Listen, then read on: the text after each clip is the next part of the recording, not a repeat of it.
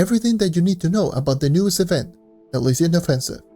I will be going over all 9 steps of this event, and then I will be going over all of the new mastery items. Since as far as I know, the old mastery items that are going to be on this event is going to be the Lunar Plunge 2022 recipes, and that's about it. And you only need 14 of those recipes to complete all of the recipes. So in this video, I will be mainly focusing on all of the new stuff. Alright, let's get started. The 9th step of this event.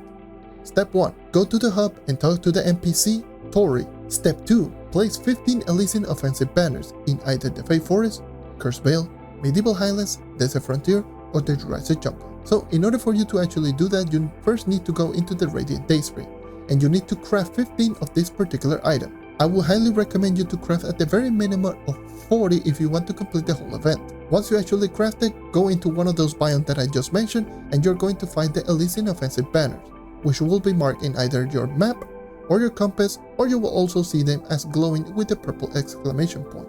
All you gotta do, throw down these standards and do that 15 times, and you will be able to complete this step. Step 3. Do exactly the same thing with throwing 15 Elysian offensive banners, but this time around on Geo topside. Step 4. Go back to Tori inside the hub. Step 5. Go into the Radiant Dayspring and craft a Sun Seal. Once again, you only need one of them to complete this step. However, I would recommend you to craft at the very minimum of at least 8 if you want to complete the whole event. Step 6. Defeat 50 enemies inside the shores of the Everdark. It can be any enemy. Step 7. Defeat 5 Alpha Invaders inside the shores of the Everdark. These are going to be special bosses that are going to appear as either invaders, so they're going to drop randomly, or they can also appear in the new 1-star dungeon that appears inside the Everdark. And in order for you to defeat them, you need to break their shield, which you use them with the Sun Seal that you crafted in Step 5. Step 8, you need to complete 6 event dailies. So once you actually complete Step 7, you will go back into the hub. There's going to be 6 daily objectives that you can hold all of them at the same time, so they're not limited by the 3 quest limit that you normally have. And these dailies are going to be as follows. Daily number 1 is going to be defeat 3 alphas, so the same as Step 7. Daily number 2 is going to be defeat 25 enemies inside the shores of the Everdark, so the same as Step 6. Daily number 3 is going to be place 5 more standards in normal adventure worlds like Fey Forest, Cursed Vale, Medieval Highland, Desert Frontier, and Jurassic Jungle. This is once again the same as Step 2. Daily number 4 is going to be place 5 standards inside the shores of the Everdark. Daily number 5 is going to be complete 5 obelisk dungeons. So the obelisk dungeon is going to be the new 1-star dungeon that appears in the Everdark. All you gotta do is just complete 5 of these 1-star dungeons. And daily number 6 is going to be fish 15 fishes inside the Everdark. It can be any fish in any liquid. And by completing all 6 dailies, you will be getting a new material which is used for the last step. Speaking of the last step, Step 9 is going to be craft the Elysian banner. Of course, you craft it in the Radiant Dayspring. Once you actually craft this banner, you will be able to complete all 9 steps of this event. Once again, this banner is very important because it's going to give you the same effect as the Sun Seal, which you will be using it to defeat more alphas.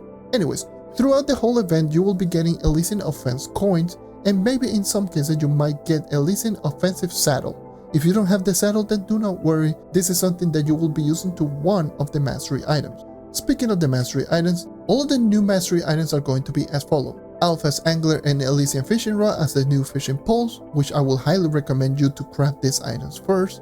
Then there's going to be the Elysian Witness and the Bodyguard as the 2 new allies, Buddy as the new mount, and there's going to be 3 new rare fishes exclusive to this event. Now, going over all of the items with the exception of the 3 fishes can be crafted in the Radiant Dayspring, or you can also go into the Quartermaster inside the hub for a higher coin value that doesn't require any other resources that it is normally used in the Radiant Dayspring. Speaking of those coins, like I just mentioned, you will be getting some Elysian Offense coins throughout this whole event, which are going to be gotten from various places, placing Elysian Offensive Standards, event step rewards, daily quests, and destroying dungeon chests in the new 1-star dungeon in the shores of the Everdark.